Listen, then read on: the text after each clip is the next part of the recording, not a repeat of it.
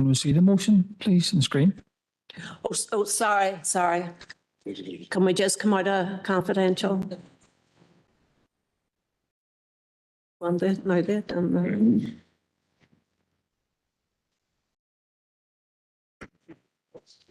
good to go now, Councillor. My Mayor. Can I take it that the motion is as read? Okay, thank you. Thank you. Can we have a seconder, please? Right. I'd like to commence by acknowledging the work of the council staff and all partner agencies in both the public and private sector who are involved in the creation and development of the now-ish giant sculpture at the Spurn Heritage Centre, and also to those involved with the development of the new car park. I know from talking to many people over the last 2 weeks that the local community and visitors alike are extremely excited and pleased about the giants across the 3 sites. And I know that with the embedding of the full marketing strategy, that they will be here for many generations of families to enjoy.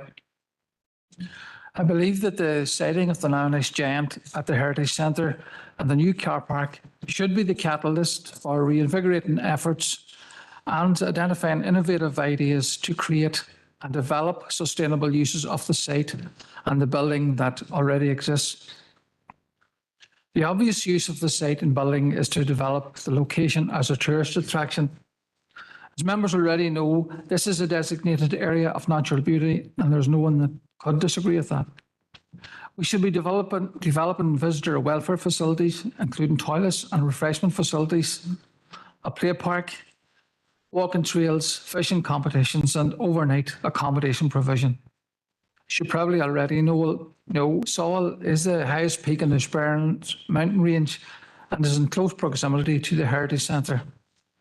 And the trekking trail from the centre will be sure to attract walkers and tourists alike. However, to ensure the economic viability of the Heritage Centre, I propose that a working group should be developed to identify partnership working and resource opportunities. In addition to the previously mentioned tourism ideas, my own thoughts, and I'll keep them brief, are that there are opportunities with the education sector for geography and geology students to study the natural environment of the area. There are opportunities to work along with the local community to explore ideas such as cottage industries, local resilience groups, and creche facilities. There are opportunities for emergency response, and to ensure this area is digitally connected, we could consider this as a possible location, subject to funding, obviously, as a smart village network or a rural digital hub, with all the benefits that this project can and will bring, including e-medical, distance learning, and e-agriculture. In conclusion, I would emphasise that there is the potential here to contribute successfully to the Council's strategic growth plan and the cross-cutting themes of education, health, and cost of living. The sculptor of the giants, a gentleman called Thomas Dambo, is from Copenhagen, and one of his team who was present on the launch day of the giants spoke to us all, and there's a line in his speech that resonated with me when he stated, "The best things are already here." Thank you, everyone. Thank you, Councillor. With Councillor Hart. Thank you, Mayor. I just want to support the motion and Councillor Leonard has brought, and just I raised this at the Business and Culture meeting as well, that it's important that existing the Appalachian Trail that runs close to these sculptures, that could be somehow integrated. I do a lot of hiking and walking myself. So even if it's not on the direct route, that maybe there could be signposted where you could walk to it. So that's all I'd like to say. Thank you. Councillor Bauer. Thank you, Mayor. And I'll keep it short and sweet. Just on behalf of the SDLP, more than happy to support Councillor Leonard's motion. These giants are definitely a fantastic tourist attraction, and we'll look forward to seeing the many thousands, hopefully over the years, that will come and visit them. And as Councillor Leonard rightly said, that in order to maximise the opportunities that we do establish this working group and get around the table with all the relevant statutory organisations and hopefully get the funding that this area rightly needs and bring it up to the standard that's needed. So thank you very much. Alderman Kerrigan. Thank you very much, Mayor, for allowing me in. And I do support the motion brought forward by Councillor Leonard.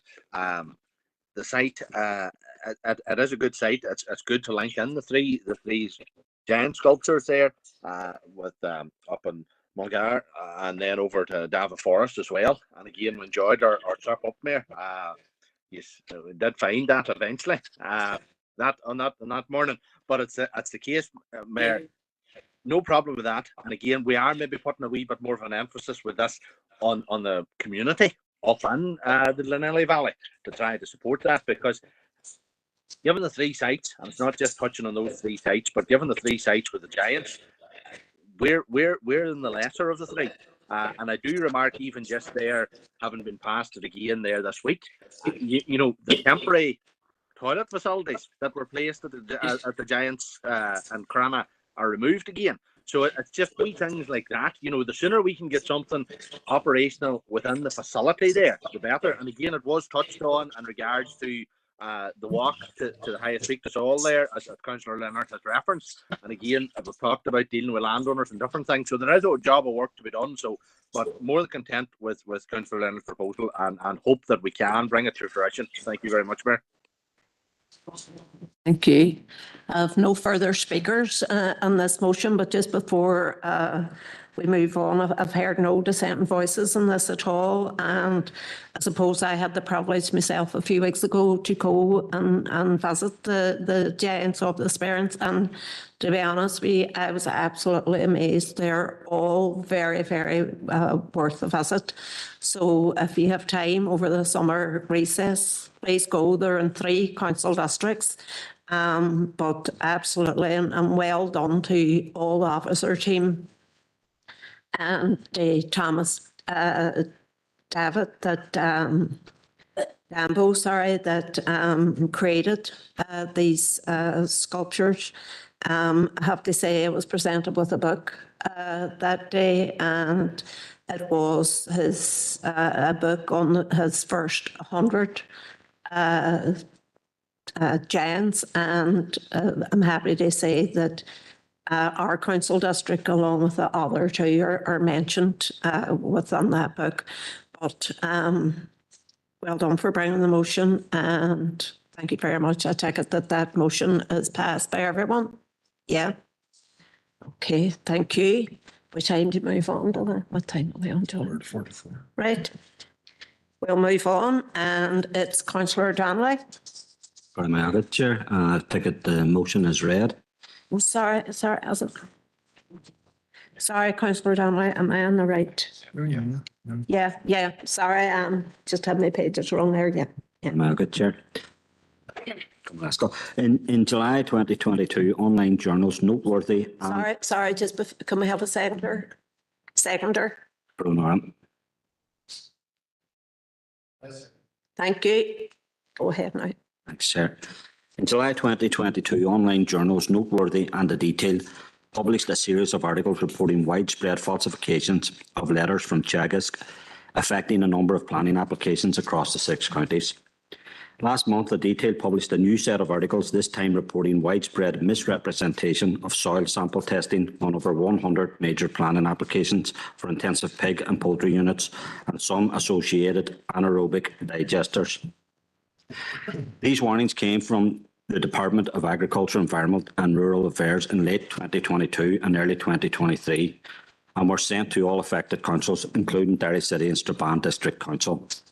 The concern is that the falsification of soil sample testing could mean that the actual levels of ammonia pollution could be underestimated and its regulation undermined. Ireland is already experiencing an ammonia crisis due to significant emissions from intensive agriculture. DAERA's draft ammonia strategy, currently out for consultation, cites ammonia as a contributory factor to harmful particulate matter causing air pollution. In 2022, the Environmental Justice Network Ireland, referring to the 6 counties, reported that ammonia pollution is one of the most serious environmental challenges faced. If undetected, any unregulated harm brought by the falsified information on planning applications will only worsen this crisis. In March 2023, the Audit Office published Planning Fraud Risks.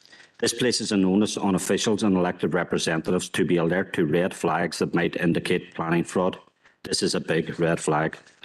Our own counter-fraud, whistleblowing and anti-bribery policy clearly states that attempted and suspected fraud will be thoroughly investigated. Yet on the 31st of May 2023, many months after being alerted to potential planning fraud, our council confirmed that it was not undertaking a fraud investigation, despite having been made aware of misrepresentative soil samples in 5 planning applications in Derry City and Strabane District Council area. As a councillor, I would be concerned of the reaction to these warnings of planning fraud. Risks have been slow or ineffective. It seems the Audit Office may share those concerns and has recently written to affected councils. Therefore, it would be prudent to invite local government auditor to review the council's approach to the serious matter of planning fraud risks to determine if lessons can be learnt. Chair.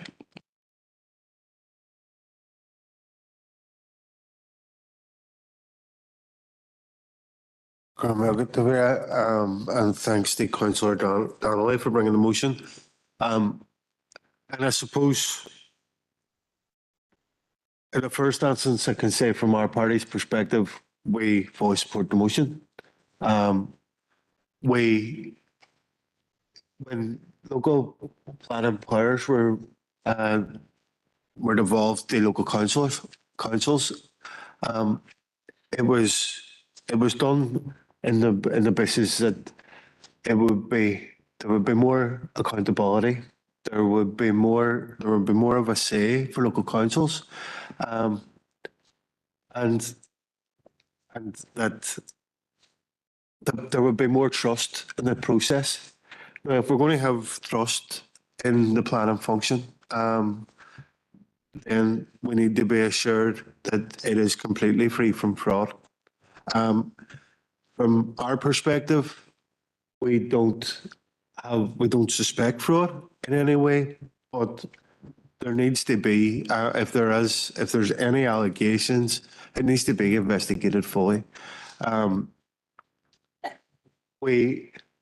aware of the piece of work that's been done by Noteworthy in the detail, and some of the findings are alarming. And we have seen some applications come before council that there are implications in relation to ammonia. There's other applications that are being held back because there's implications because of ammonia. And we have to bear in mind that there's a huge rural area within our council area, and we can't have a situation where there's farmers, there's people, but essentially a lot of it would fall to farming activity, that applications aren't able to proceed because there's question marks in relation to the validity of some of the information. So we need to get this right. We need to investigate it, and we need to have full faith in our system. And if there's any steps that we can take to ensure we get to that place, if it is inviting an investigation from the audit officer, if it is, then 100% we're supportive of that. So on the basis of that, we're supportive of the motion, and thank Councillor Donnelly for bringing it to the attention of this meeting. Mayor.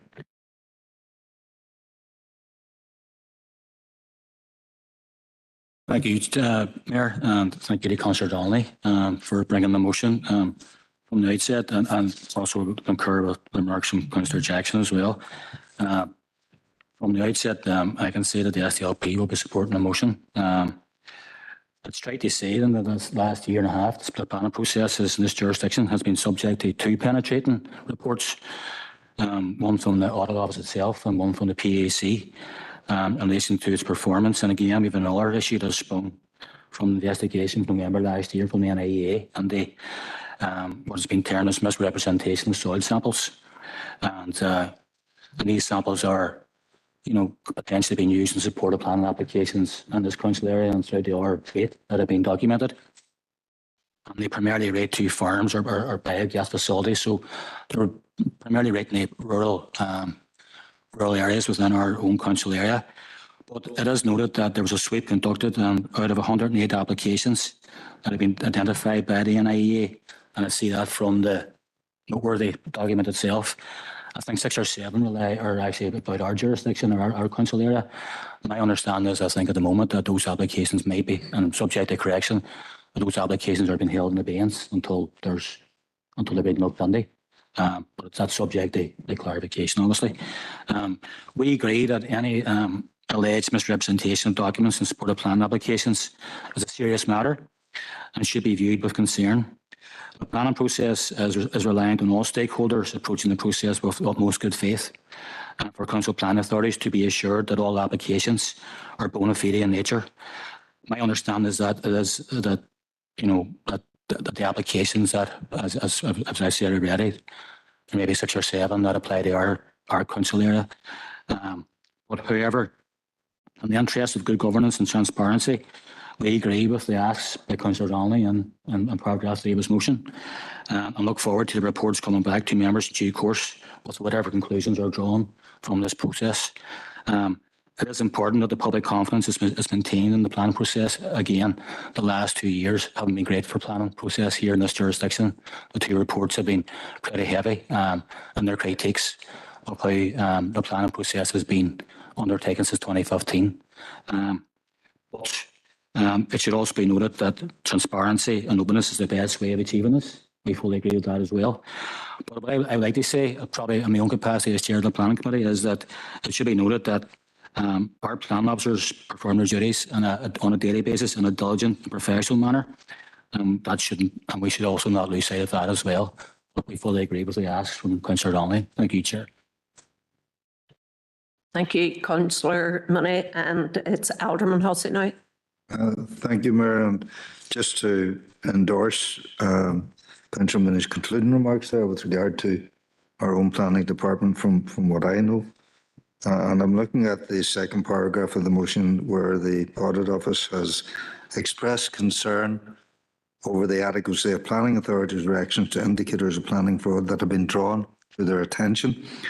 Councillor Donnelly also referred to that I think the Audit Office had written to affected councils.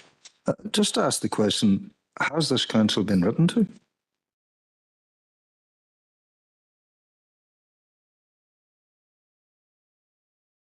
Yeah, through you, Chair, we have had correspondence from the Audit Office in relation to this matter.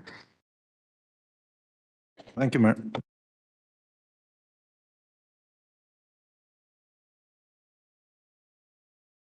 Thank you, Mayor, for letting us in. And People Before Profit wholeheartedly support this motion and want to commend Councillor Donnelly for bringing it in. And it's good to see that it's getting backing. I think that the content of the noteworthy and the detailed reports were alarming and actually were a call for action and a call for, people to do something about it. That's what they were trying to do. And I think that that's what Councillor Donnelly is doing by bringing this in. And it's not acceptable if there's falsification of environmental information to push through intensive farming. And at the heart of this is the potential harm or the actual harm that this will do to human health and our environment. And that's what this is really about. So to create a counter-fraud culture in the council, it's about protecting human health, and it's about protecting animals, and it's about protecting our environment. And we know the kind of damage that can be done now more and more by illegal substances getting pumped into our environment. And it doesn't just impact soil, it comes back on us. So that, this is a red flag. And I think when we see a red flag, we have to make sure that it gets acted on. So I think that these reports are going to be very, very important.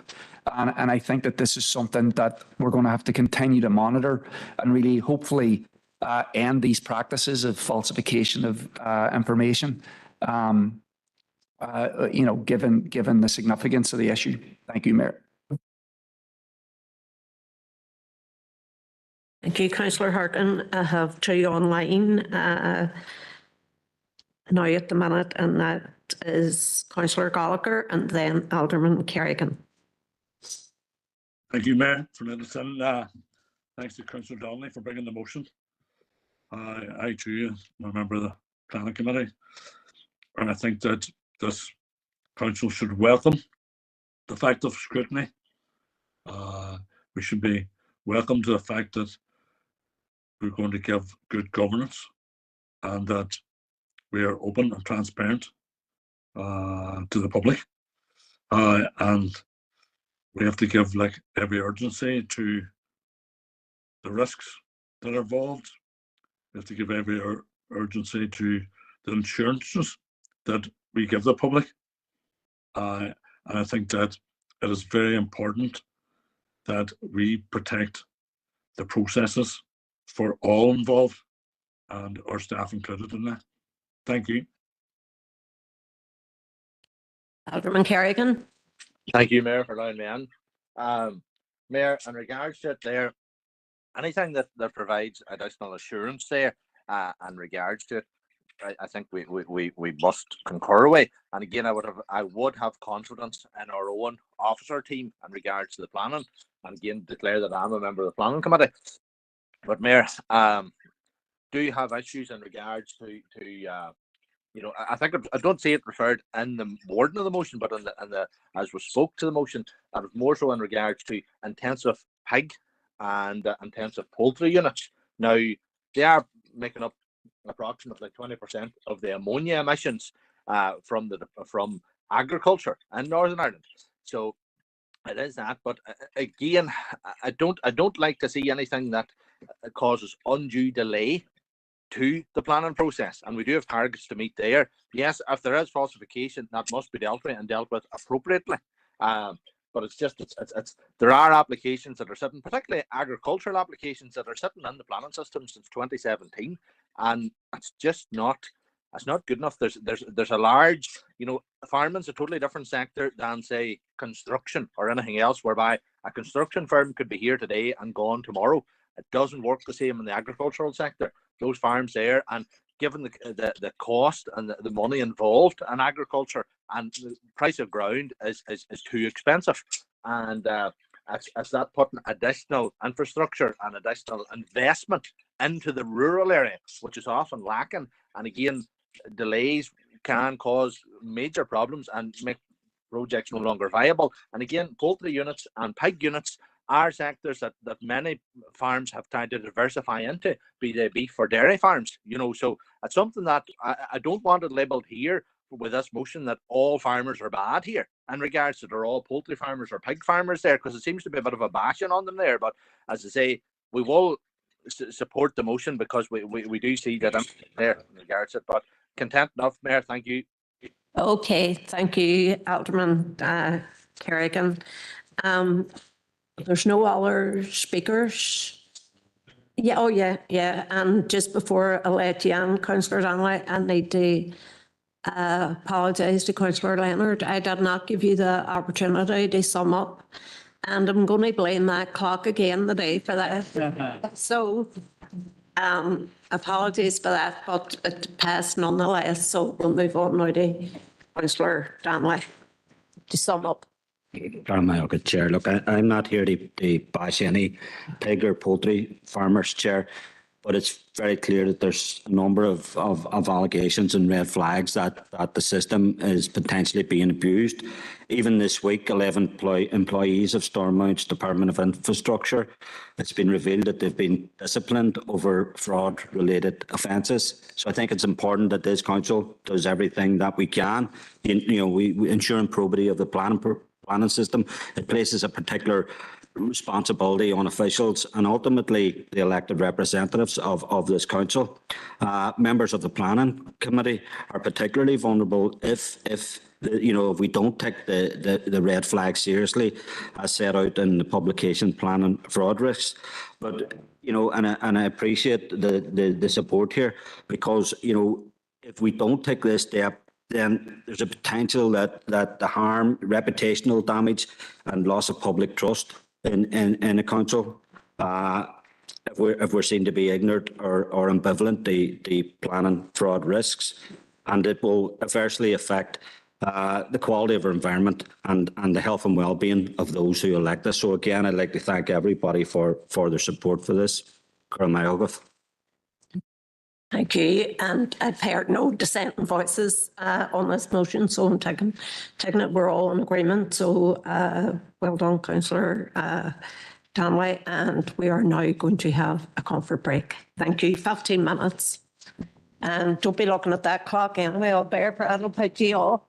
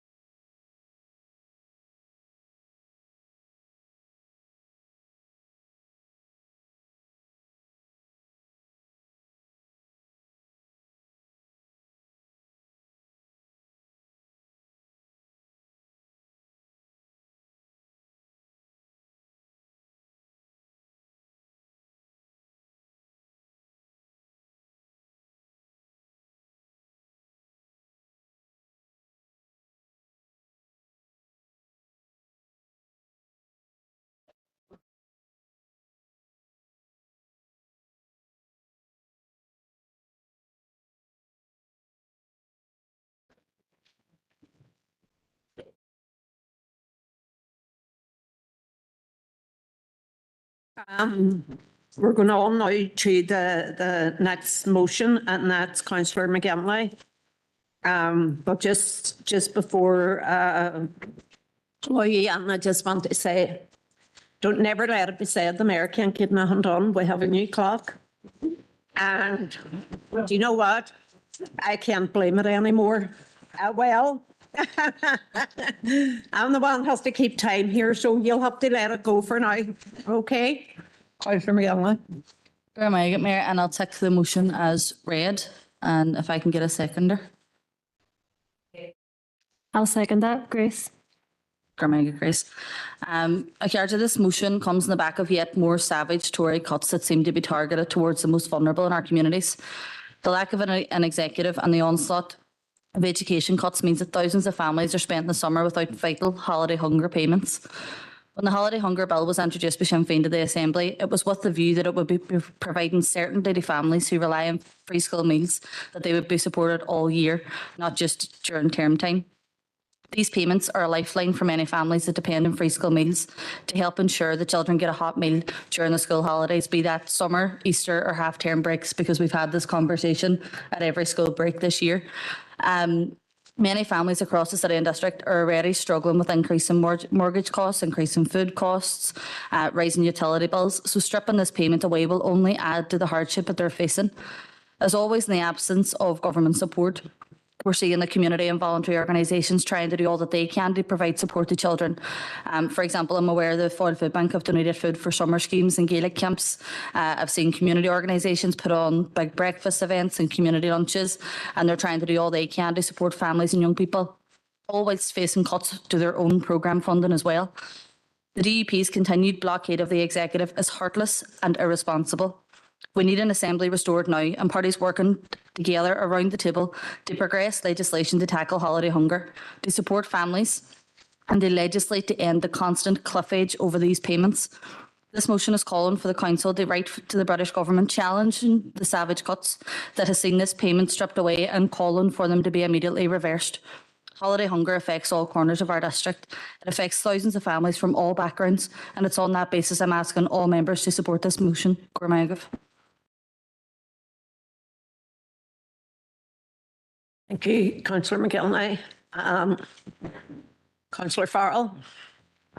Thanks, Mayor, and thanks, Councillor McGinley, for proposing the motion. We're obviously going to speak in support of it. The decision to end holiday hunger payments was disgraceful. Poverty doesn't take a holiday, deprivation doesn't take a holiday, and hunger definitely doesn't take a holiday. So it's utterly shameful that these essential payments have been removed from families right across the north. This decision literally takes food from the mouths of nearly 100,000 children. Children are paying the price for a brutal Tory budget. Children are paying the price for no executive here in the north, and children are paying the price for a complete lack of leadership within the DUP. And that's totally disgraceful. We support the motion. Thank you. Councillor Harkin. Thank you, Mayor, and thank you, Councillor McGinley, for bringing the motion to full council today so we can discuss it. And we support the motion 100%. We're going to add an amendment, but just on your motion. Yeah, look, the British government have inflicted a punishment budget here, and there's a debate about why they're doing it, but the outcome of it is that it's punishing people in all communities here. And these vicious cuts are unjustifiable.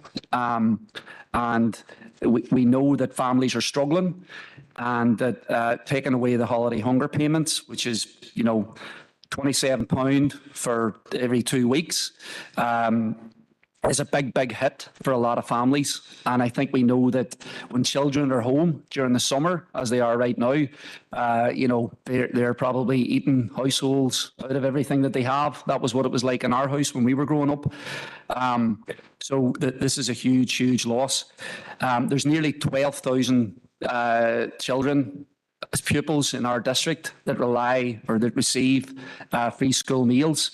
So that's a lot of children in a lot of households, and it's a lot of struggling. And we know now from the statistics and the reports that people are missing meals, young people are missing meals, or parents are deciding to miss meals in order to make sure that their families, their children are fed. So look, in addition to calling on the British government, I think we have to insist that this was a wrong-headed decision by the department, by the Permanent Secretary, and we want to see these payments backdated to the start of the summer. I think we should keep on pushing on that demand because there's no reason that we shouldn't. This was a mistake. And it is plunging families into poverty. So I commend you for bringing the motion, and I hope that you're supportive of the amendment. Thank you. Okay, Councillor Donnelly. Chair, and I'd like to thank Councillor McKinley for bringing the motion. You know, a lot of, you know, it's already been said. Most of the stuff's already been said. Anybody who lives in a working class or community or works in the community and voluntary sector or volunteers or has anything to do with schools will see, you know, that it is having a huge effect on children. There's children going to school hungry. There's, as been pointed out, there's parents who are going without eating a meal in order to make sure that their children have enough. So happy to support both the proposal and the amendment by Councillor Gallagher, and again thank Councillor McKinley for bringing it forward. Thank you, Chair.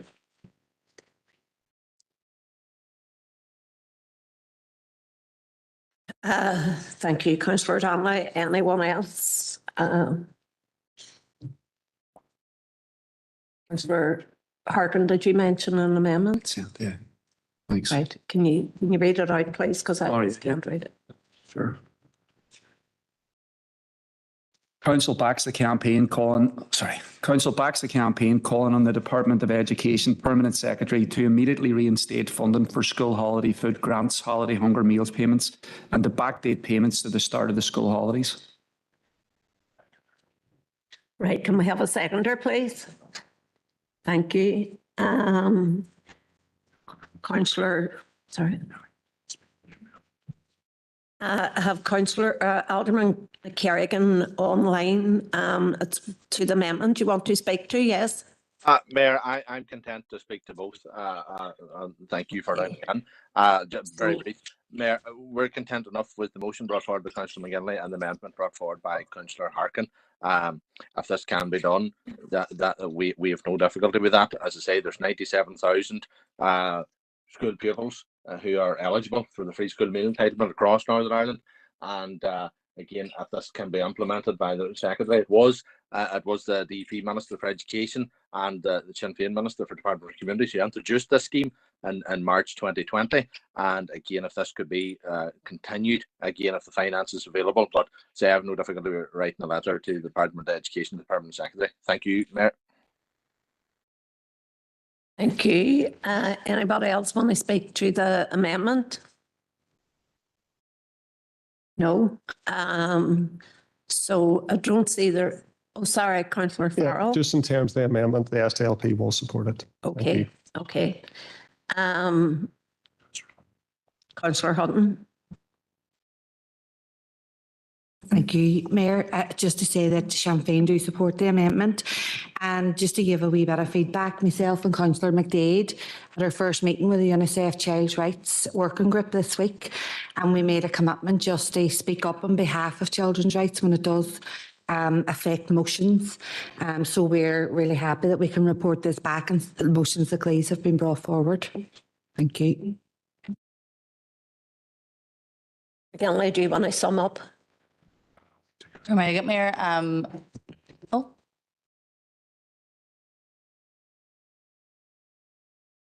Yes. Councillor McGinley, you sum up, please. Mayor, thank you everybody for who spoke speaking in support. And thank you, Councillor Harkin, for the amendment. As we said, we're in support of that. I think it's a really important issue. There's far too many families across our district that are struggling, and if there's anything that we can be doing to try and alleviate that, then we should be doing it. So I'll just be brief in that I'm grateful for the support for the motion. Thank you. Thank you, Councillor McGinley. I take it that we're all in agreement. So well done, Emma, and we'll move on now to Councillor Harkin. Point of order, Mayor. Can I take the motion as read? Point of order, Mayor. Yes. Or rather, perhaps a point of clarity. I'm going back to the minutes which we passed, the minutes of council, and there is a section in there relative to this motion. And could I ask through you, the legal services officer, to clarify? Because at the end it says it had been passed by council that any proposal to Freedom City discussed within the working group in the first instance. Was this discussed within the working group? Can you just advise what committee that was at? Or It's page 32, the council minutes that we passed, the council of the 20th of June, C264. Health and Communities, yes. Or the council minutes, right? 264. Bob? Yeah, Mayor, through you, as you'll see from the minute, what it states is that the working group had agreed that such proposals would not be agreed until such time as the working group had discussed the matter. But it has not yet. That is a matter which has been discussed and agreed within the working group. It's not a matter which has been the subject of a formal proposal to the council, and therefore is not a formal council policy as things currently stand. Thanks for the clarification, Mark. Okay, we'll move on now. Councillor Harkin. Thank you, Mayor. And can I take the motion as read?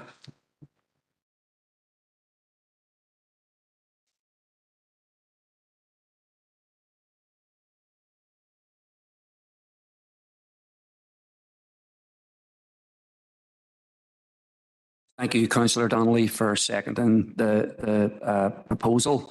Look, John McCourt is somebody who campaigned for the inquiry into historical institutional abuse across the north. And that's what he's known for. And that campaign led to a 3-year investigation that uncovered a systematic failure to protect the most vulnerable people in our society, children. And the campaign succeeded in uncovering the truth about what happened and what children endured. And it also established a very significant support package to redress and support the victims and survivors of historical abuse by state and religious institutions. And that's what we know John for. And I think that for that reason, he's deserving of this high honour, which is the highest honour that the council can give anyone, the freedom of the city and the district. And we know John for that campaign.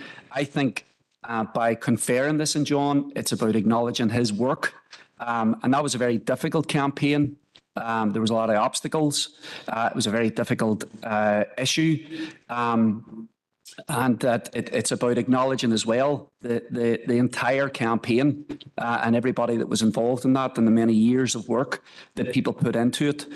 And we know John for more than that as well, because he campaigns for justice for himself and the people who've had a similar experience as him. But he's also there when there's any issue of injustice, and he's marching with people and he's speaking out. And I think that really embodies what John is about in terms of standing up for victims, for people who don't have a voice, for people who are demanding and campaigning for justice. And as people know, John was selected for the MBE he decided to turn that down. And many people in Derry and across our district will sympathise with the reasons that he gave for not accepting the MBE.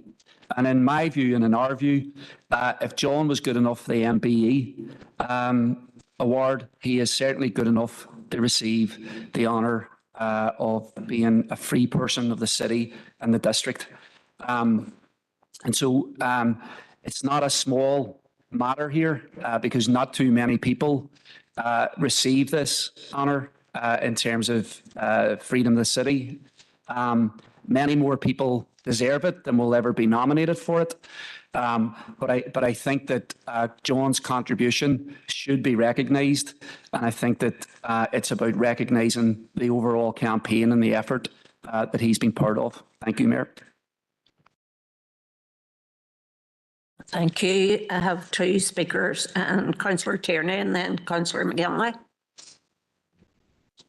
Thank you, Mayor, and thanks to Councillor Harkin for bringing this motion before Council. John McCourt is someone who spoke up and told his story and gave hope, strength and courage to other people to stand up alongside him and tell their story. A story of immense injustice, and pushed and pushed and pushed against all of the odds to fight for justice for victims and survivors of institutional abuse.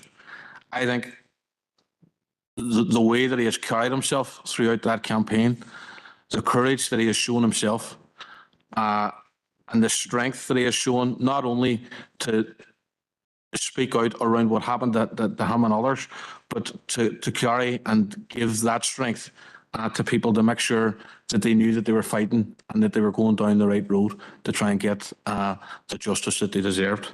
We have no issue in supporting the proposal around honouring John and giving him the freedom of the city. As Councillor Harkin has outlined, John has not only been involved in the campaign for justice for victims and survivors of institutional abuse, he's been involved in other campaigns as well. And I think it's something that John will be absolutely delighted to have and even to be considered, in my view, would be an honour for John. But I think we should see this through because it is something, and John is someone who people not only across the Northwest, but across the North have looked to for inspiration to try and make sure that they get justice for what happened to them in their childhood. And I think that's something that as a council we should recognise, absolutely should recognise, not to take away from John McCourt and the honour that he will be bestowed on him by this council. But we would like to see a process put around this. Councillor Harkin has indicated early on in this mandate that this was his intention, and we're glad to see that the motion is before us now. But we believe that there needs to be a better process, that this can be, issues like this can be discussed. I think Alderman Hussey was trying to refer to it earlier, but that's not to take away from John, but the working group do need to get some sort of an agreement around how nominations for this Freedom of the City and other awards the council can confer on people are carried out.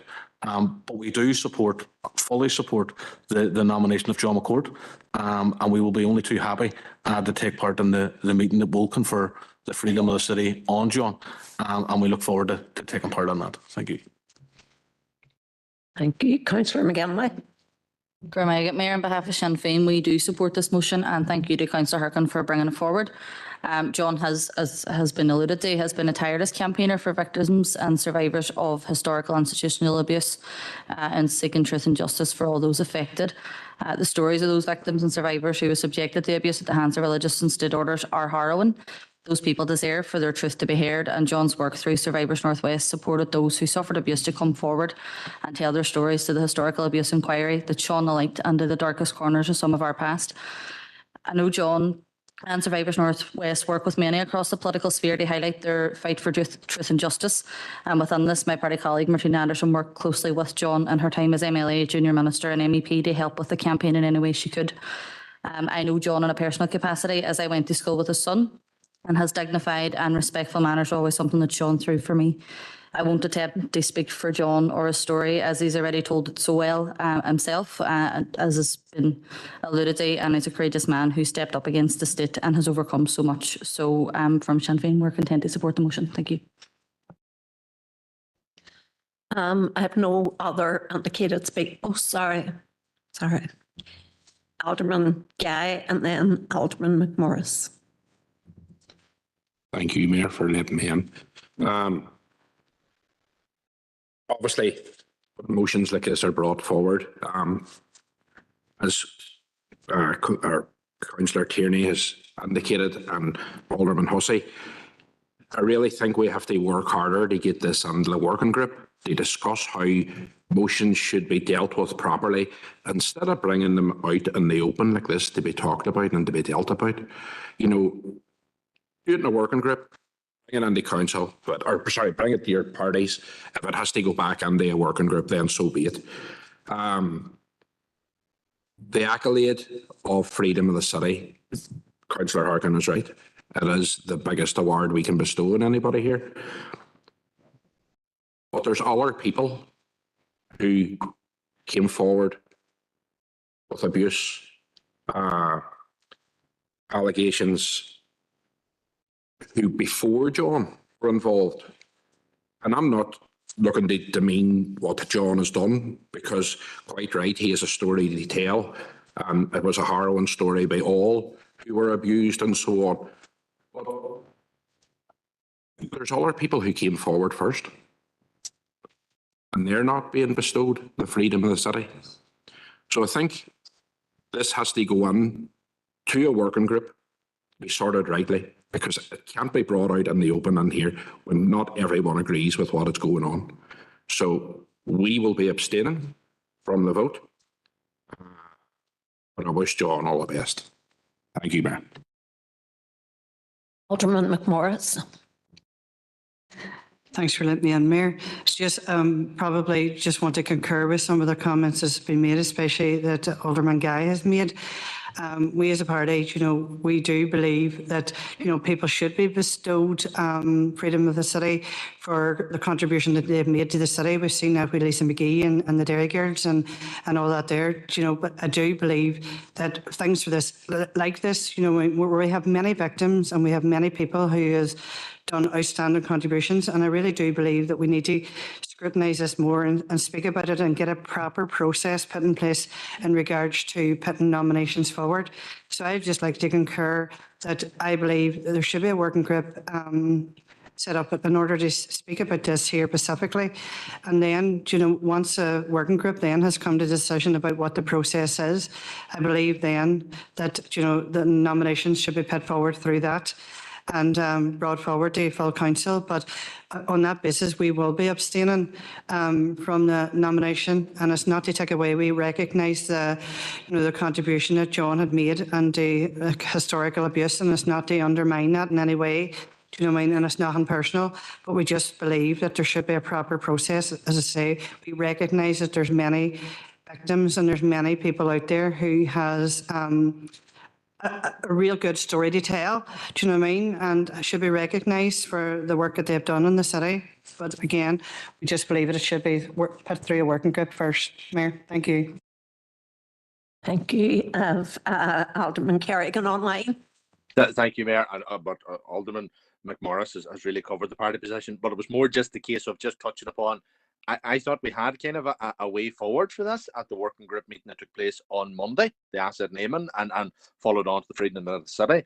But obviously, as Philip has stated, that's not been finalised as yet. It's not so. But again, I thought we did have an avenue of going through things there, of a correct process. This could all be discussed prior to it coming forward as such as a motion, and I thought we did have a way forward. But obviously, that's just not the case just yet. Thank you, Mayor. Okay, if no more speakers on the matter, I'm just going to go back to Councillor Harkin to sum up. Thank you, Mayor. Thanks everyone for their contributions. Look, when the working group makes a plan and we get that agreed, we can move forward with whatever process there is. Right now, there is no agreement or process, and we'll see how long it takes to actually do that. I want to thank those who spoke in favour of the proposal. I thought that they added a lot to the reasons why John McCourt should receive freedom of the city. They really strengthened what I was trying to say When I was listening to the reasons people were given, I was, again, felt validated that this is a good thing to do. People might have an opinion about John refusing the MBE, but that's John's decision. And I think if that can't be a way that John's work can be acknowledged, well then, this is a way that his work can be acknowledged. And I want to thank everybody that has agreed with that. So I look forward to the conferring of freedom in the city on John. I'm sure he'll be delighted. This is definitely not something John McCourt pushed for. I think the people who know John know that he wouldn't be pushing himself and demanding something like an award like this. But I think a lot of people will be delighted that this is happening. So thank you, Mayor. Given that there is a difference of opinion, I'm going to ask for a vote. Okay. Few members, Alderman Cook, Abstain. Alderman Guy, Alderman Hussey, Abstain. Alderman Carrigan, Abstain, John. Alderman McCready, Alderman McMorris, Abstain, John. Councillor Jason Barr, Councillor Lillian Barr, Councillor Raymond Barr, Councillor Boggs, Councillor Boyle, Councillor Cusick, Councillor Deany, Councillor Devine, Councillor Donnelly, Councillor Alex Duffy, For. Councillor Sandra Duffy, Councillor Farrell, Or. Councillor Fleming, Or. Councillor Gallagher, Or. Councillor Harkin, Councillor Hart, Councillor Heaney, Councillor Hutton, Councillor Jackson, Councillor Leonard, Alderman Middleton, Abstain, please. Councillor Logue, For. Councillor McDade, Councillor McGinley, Councillor McHugh, Councillor Mooney, Councillor Murphy, Councillor Farrell, Councillor Riley, Councillor Tierney, Councillor O'Neillis. Thank you, members.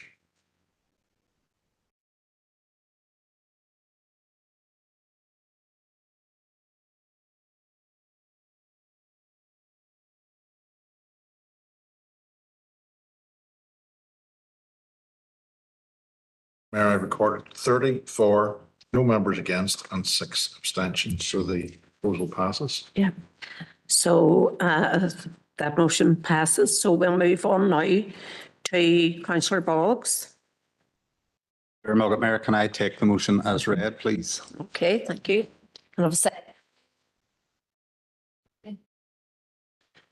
Mayor, shocking reports earlier this month highlighted that almost 400 children were without a school place in September. I'm glad, Mayor, that some of those children have now received a school place, and I commend, first of all, the persistence of many parents and school staff who are campaigning for more places, but I also remain concerned for those pupils who are still waiting on a place within a special educational needs school setting. Year on year, Mayor, the Education Authority and the Department of Education fail our young people, in some cases not placing children until the 11th hour. They must begin to recognise the repeated problems in relation to school places and begin to develop a more sustainable solution which meets the needs of our children and their families while fulfilling the EA's statutory duty in relation to this matter. Mayor, I have spoken in this chamber already about special educational needs and the mistreatment of both our pupils and their families. I've spoken about how we do not have the services, adequate services at the minute to support those pupils at school age. And again, I see in the headlines today, people coming out against how we treat adults and young people with special educational needs who are past school age. We're already failing people. We're already failing children whenever they're at school age by not having adequate services. And in this case now, in this motion, school places going forward into September. We're continuing to forget about people and put avoidable obstacles in the way of those pupils and their families. Mayor, I'm sure no one here would disagree that Tory cuts are deepening the pressure on our education system, made all the worse because we have no local ministers to offset the worst impacts of these cuts. I will again, in this chamber, call on the one party DUP who are blocking the formation of an executive assembly, calling them to join with the rest of us. Get a locally elected minister in place to offset some of the worst impacts of those Tory cuts and to support our children, their families and our education system. Gurmagat. Thank you. Councillor Donnelly. Gurmagat, and I'd like to thank Councillor Boggs for this motion.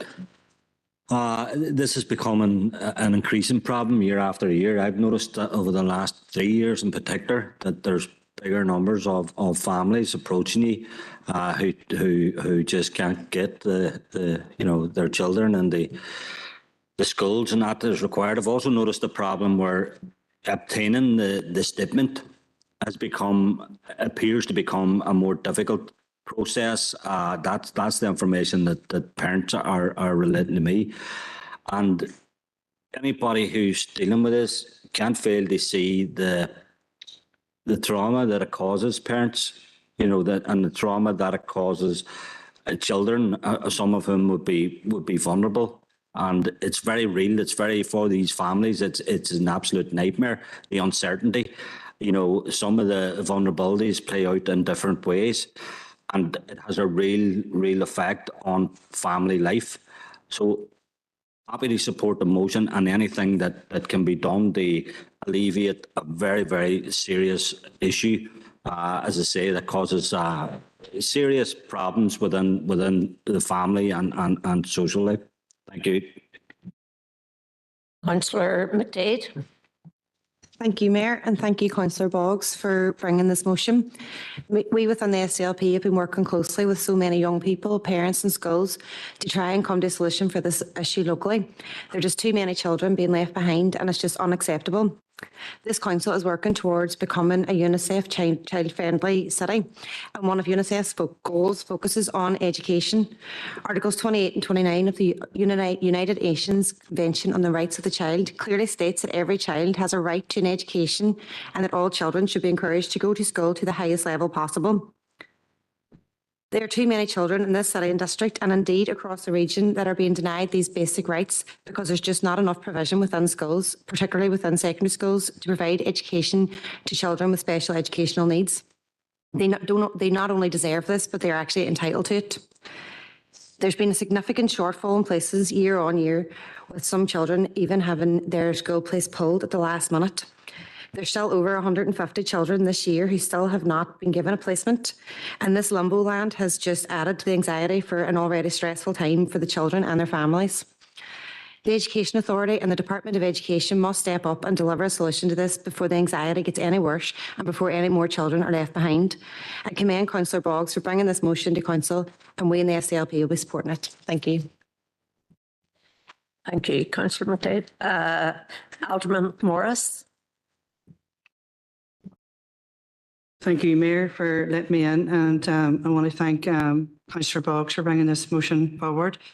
This is something that's kind of close to my heart too, being a Border Governor and seeing firsthand the issues that parents have in regards to special needs.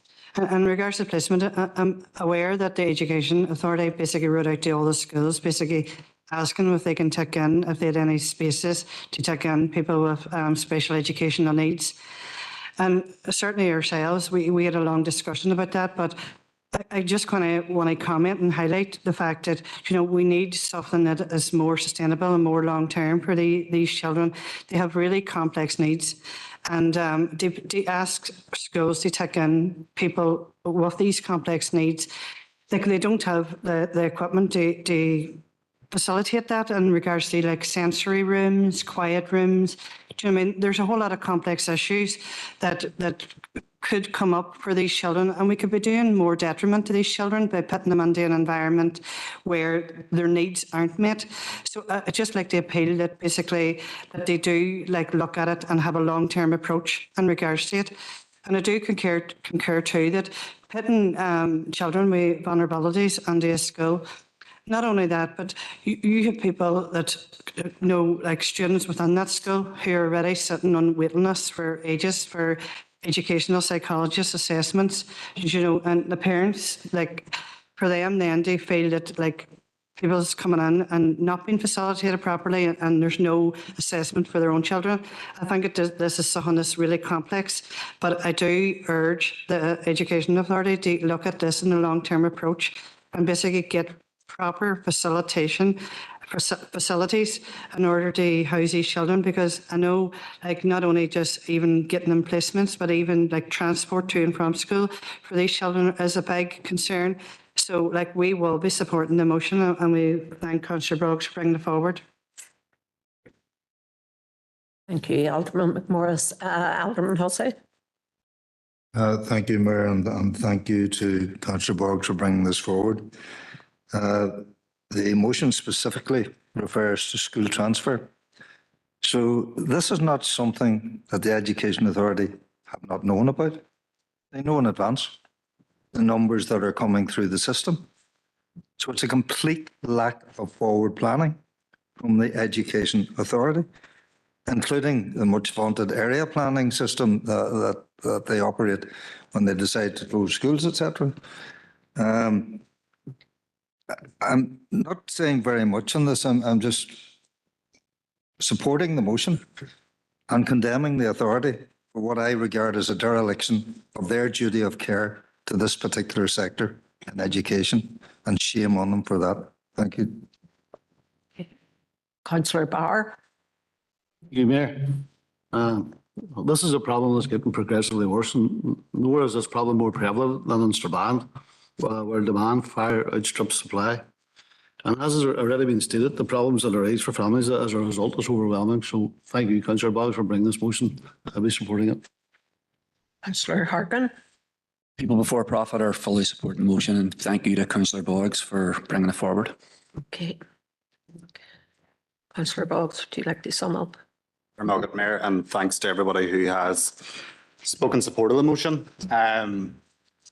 Speaking in support of it, and I would ask Alderman McMorris to consider, obviously as a Board of Governor, I as a teacher, and perhaps, Mayor, I should have declared an interest as a teacher, but I'm not a teacher in a special educational needs school. You know, or Alderman McMorris, sorry, Mayor, will know the issues facing schools. This is a problem that lies with the Education Authority, but it is bigger than that. There is no forward planning. There's no strategic overview.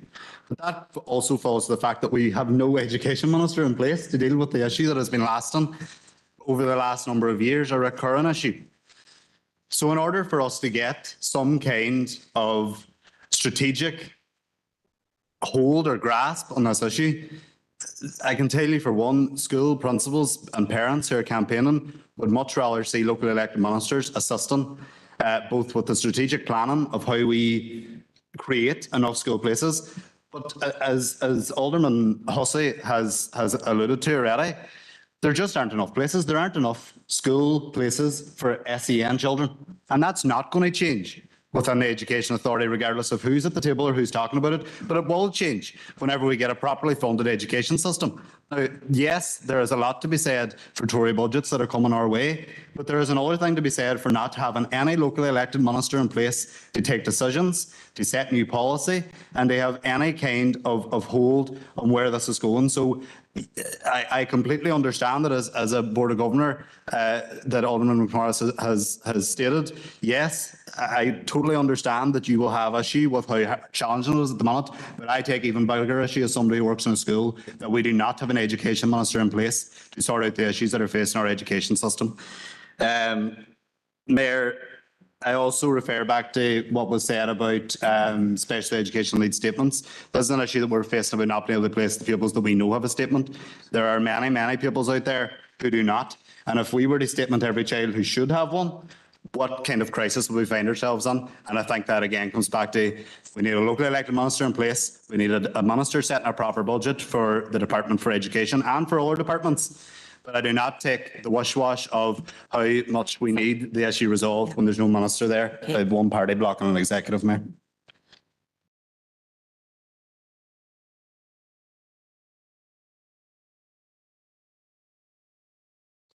We're all in agreement with this motion, and I do have to say and agree with a number of councillors mentioned the the actual assessment of children.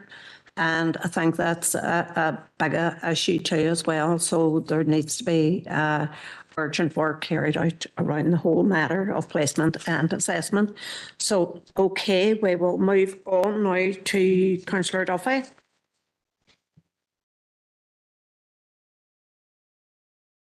Sorry, Mayor. Yep.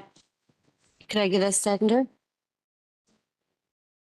Okay, thank you. Mayor, I am really grateful to have the opportunity to bring this motion today, and I'm sure as your year unfolds as Mayor, you will see the breadth of work that goes on throughout the council area within many different groups. One of the, well, quite a number of the groups that I got the opportunity to engage with were groups who worked with people with Alzheimer's or dementia.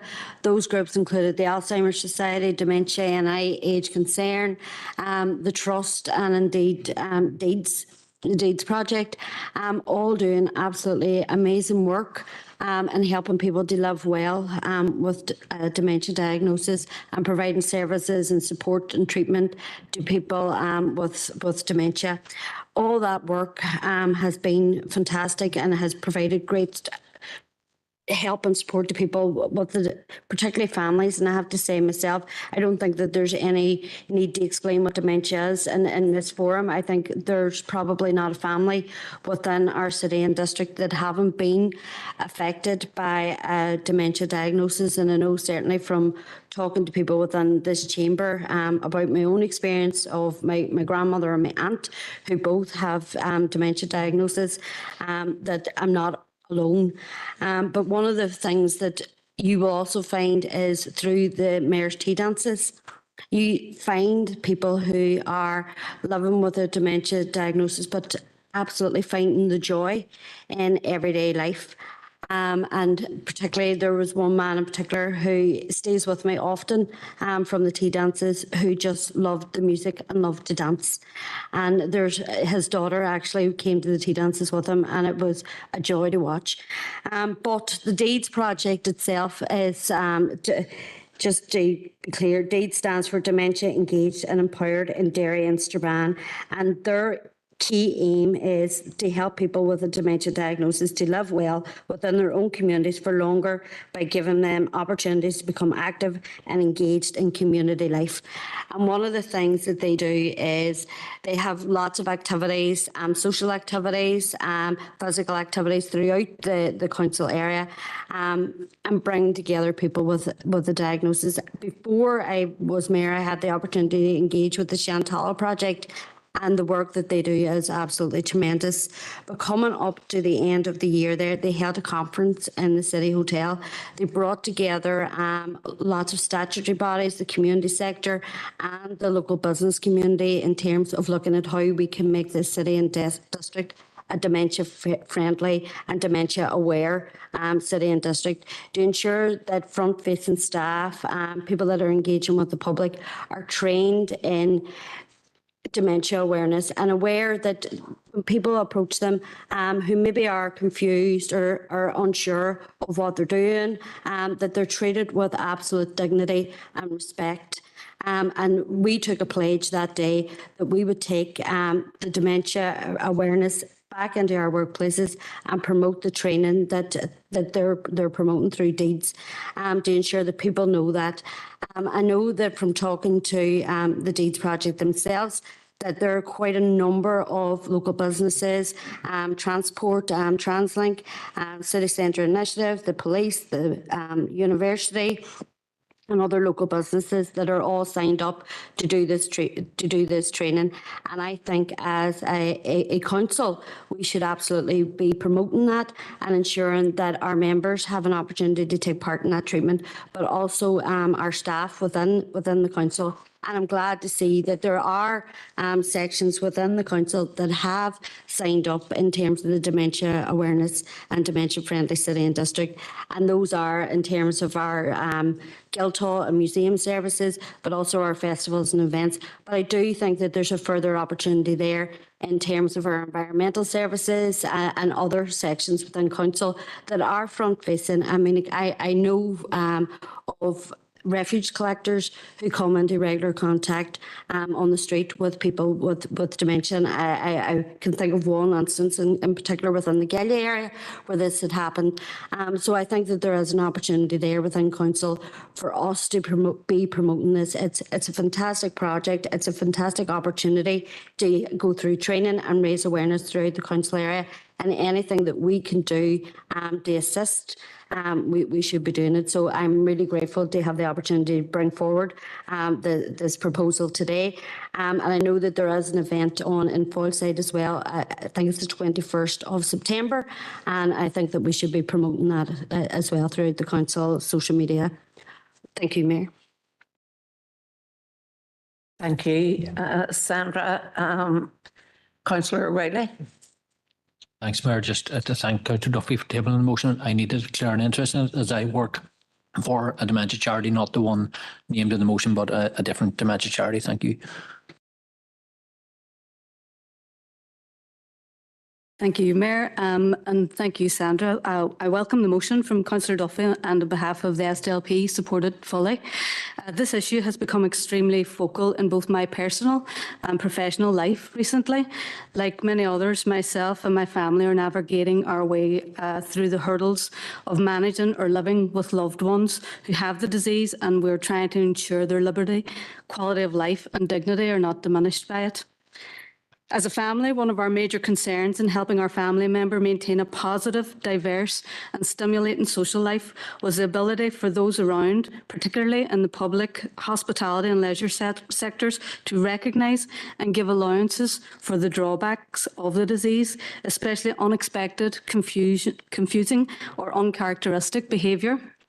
We all recognise the great work carried out in the city and district by Deeds and indeed other organisations like Millennium Forum. I'm a board member, so just declaring interest in that, who run regular dementia-friendly tea dances in both the forum and in other locations around the council area. And all of this work makes a huge difference to those living with dementia and crucially to their families and unpaid carers.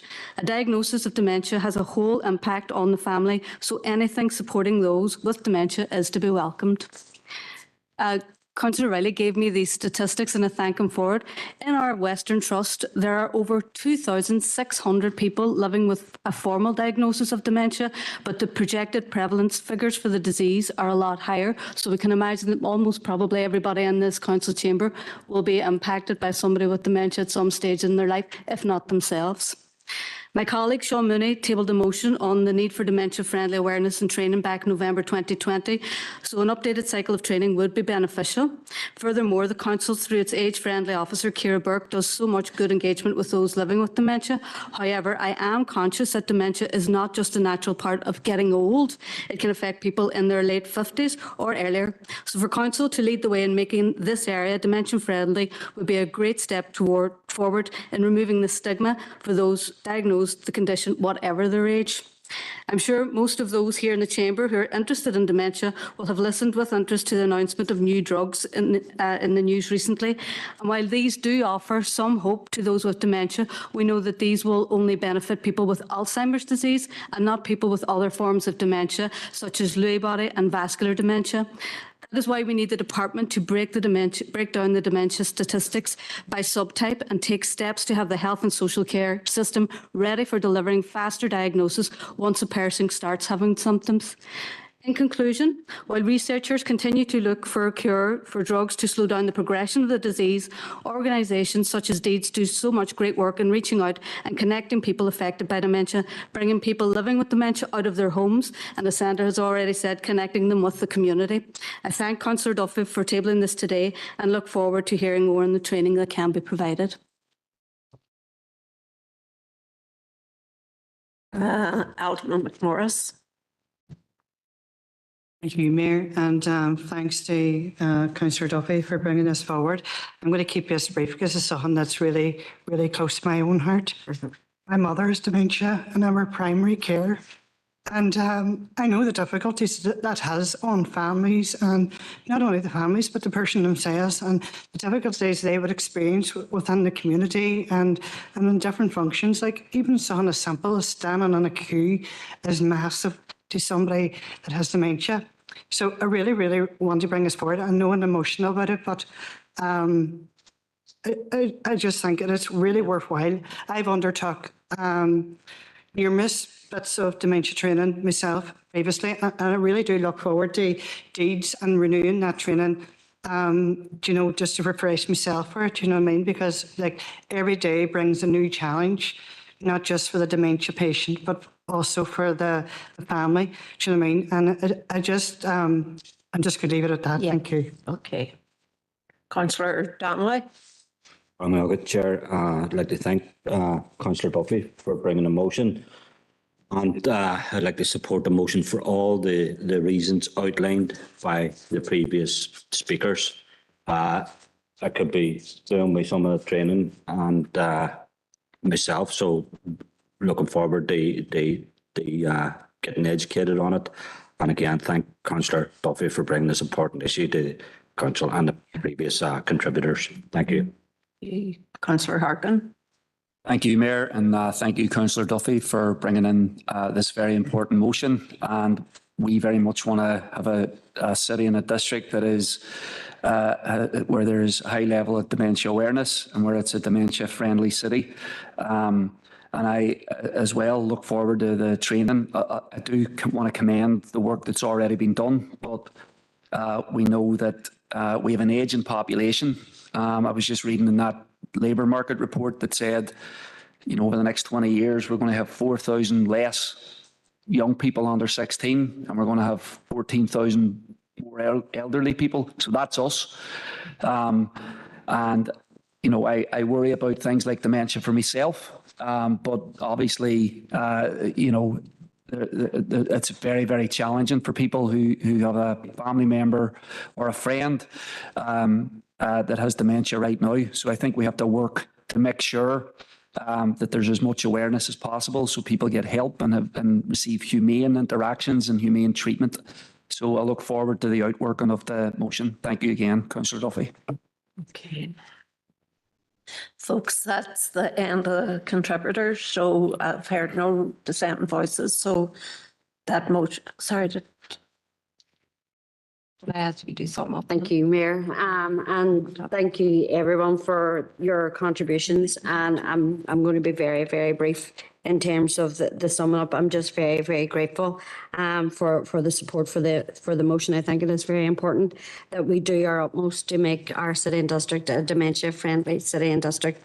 And I just want to say to Alderman McMorris, I got very emotional speaking to this at the Deeds Conference because it is a very emotional topic, and when it does affect you, you can't help but feel emotion, I think, and showing emotion is also healthy in my view. But I just want to thank everybody for the support. In terms of Deeds, I don't know who has done the dementia bus, but certainly I would say, I would recommend that you do it because you get a real insight into the confusion that you can feel, or the confusion that somebody actually feels if they are experiencing a diagnosis of dementia. It is very frightening when you're not in control of the senses around you. So I look forward to seeing this roll out. So, and we do amazing work, and Ciara is fantastic in terms of our department here locally. But I think it would be really useful for all our staff and members to do the training. Thank you. Thank you, Sandra. And I just want to say, you know, some of us here may have done the training. I know quite a few years ago, as a party, we carried out some training. And from recollection, I don't think any one of us got the task of putting ourselves in a person's shoes with dementia to make a simple cup of tea. I don't think any of us got the full thing right.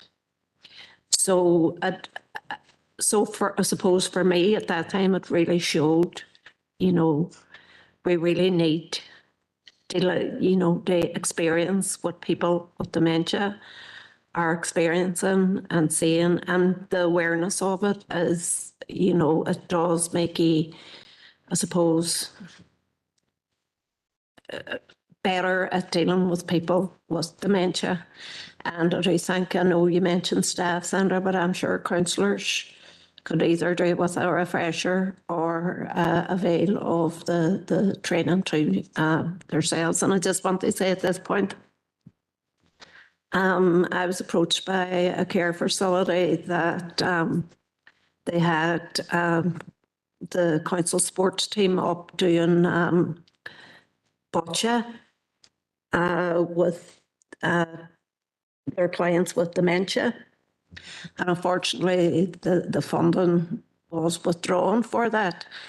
But during the conversation, they did mention that, you know, the people with dementia were able to participate in this activity and really, really loved it. So as a mayor's initiative, I've had conversations with Ciara Burke, our age-friendly officer, and I know dementia really, you know, it doesn't have to be an ageism thing, but I've had conversations and I have decided as a mayor's initiative, I'm going to gift bocce sets, one set to each DEA in our council area, so that facilities who help people with dementia, that they can use these sets so it can make life a wee bit more easier for them. So just want to let you know that. Okay, thank you. So we'll move on now. That's the end of the motions, folks. So the rest is just open for information. So it's responses to motions. Councillor Jackson.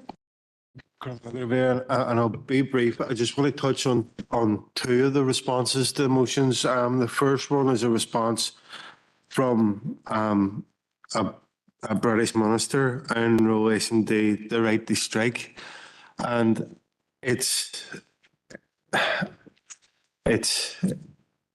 really frustrating reading the letter, particularly when the minister it's the Minister for Enterprise Markets and Small Business, highlights the need for minimum service requirements as a justification for preventing people taking industrial action. And I'm going to declare an interest. I work in the health service. Our health service is struggling with staff retention because this government is refusing to pay people what they should be paid. And the biggest threat to minimum service levels is this government. And it's ironic that they're using that particular element to ban people or prevent people from taking industrial action. I know we as a council have continuously wrote and campaigned in support of workers' rights and support of the right to take industrial action. But I feel that it's only right that we highlight this again. The response is completely, it's something that I completely agree with. It's really frustrating reading it. But and I'm not entirely sure a response and a to and fro from this minister is going to change their mind. But what it does, it just shows the arrogance of this British Tory government in relation to workers' rights and the real pressures that workers are facing right throughout these islands.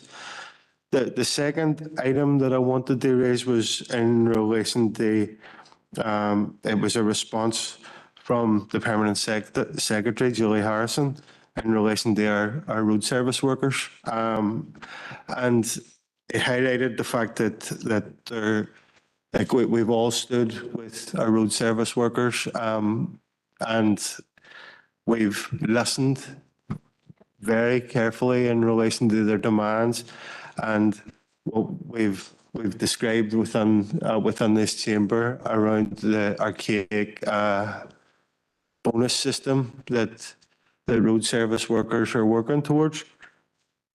The Permanent Secretary responded to our council, highlighting the fact that the unions have rejected an offer for a pay resolution.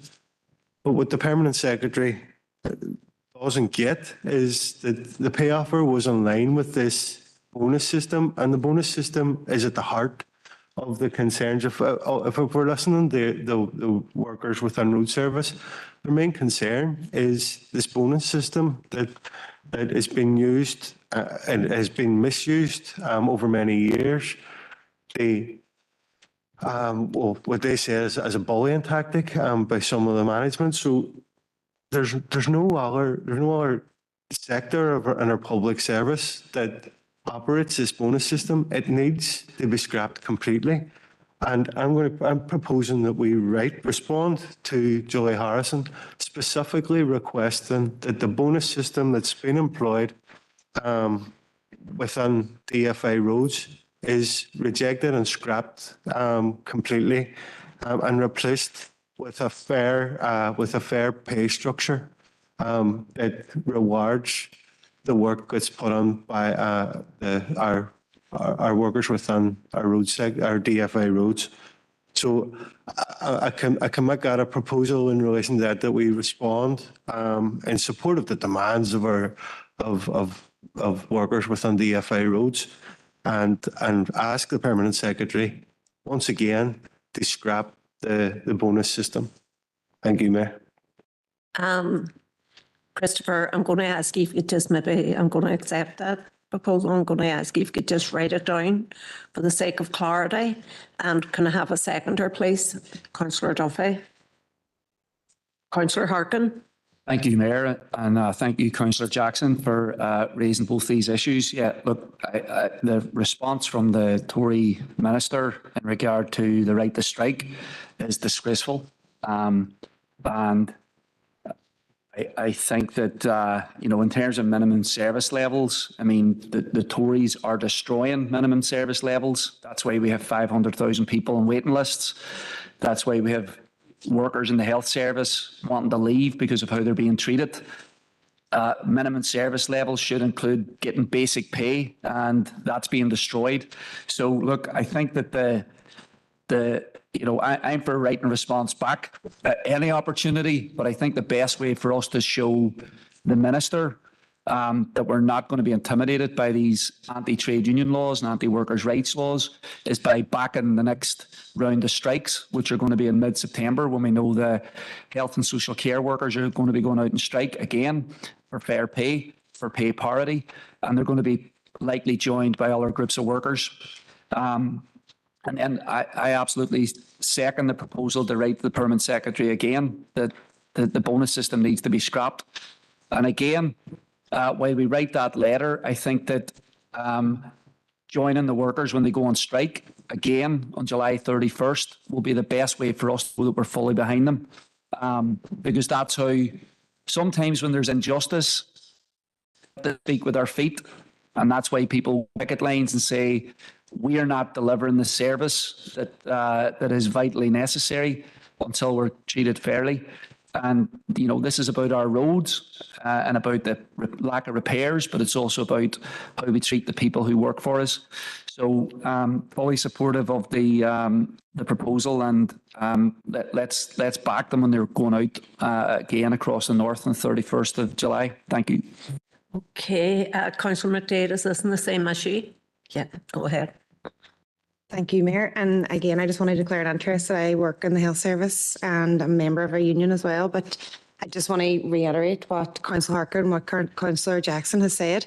As a healthcare worker, I went out on strike this year for the first time, and to take away that right is just a disgrace. I didn't strike because of what my pay or anything else. It was to do with the how we're being treated within it and how what the expectations as a healthcare worker being put upon us because of the lack of staff and the lack of resources being put by the government to us as frontline workers.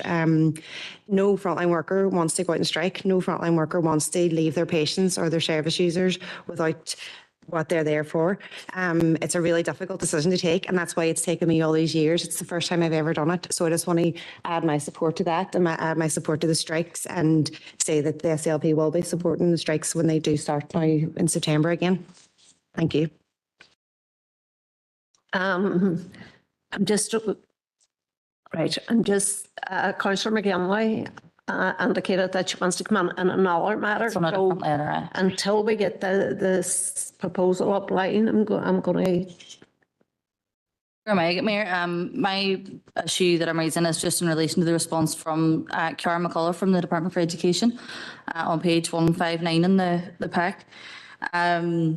The motion initially was brought forward. They highlight the cuts to our youth services. The statutory seem to be fine, but the voluntary not so much. It's something that's close to my heart. I had raised it at the time through committee, and then it came up again then at full council. So I'm grateful that the Education Authority have responded. However, I think that even the cuts that are outlined again, we had the motion earlier that highlighted savage Tory cuts that are directed towards our children and young people.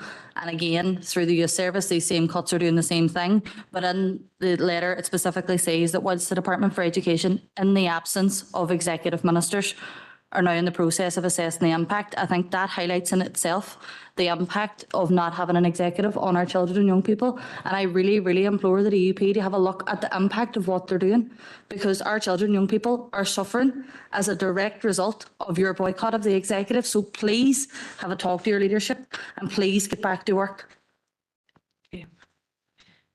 Right. Councillor Jackson, that's now up on the screen. Can everybody get a look at it? Yes. We're all in agreement. Okay. Any other relevant items? Oh, no. Well, I just want to wish you all a happy recess. For those out there that know, that doesn't mean that we're off for a week, but we just maybe don't see everybody together until September. So I just want to wish all the members, council officers, hope they have a good recess and see you all in September. Thank you.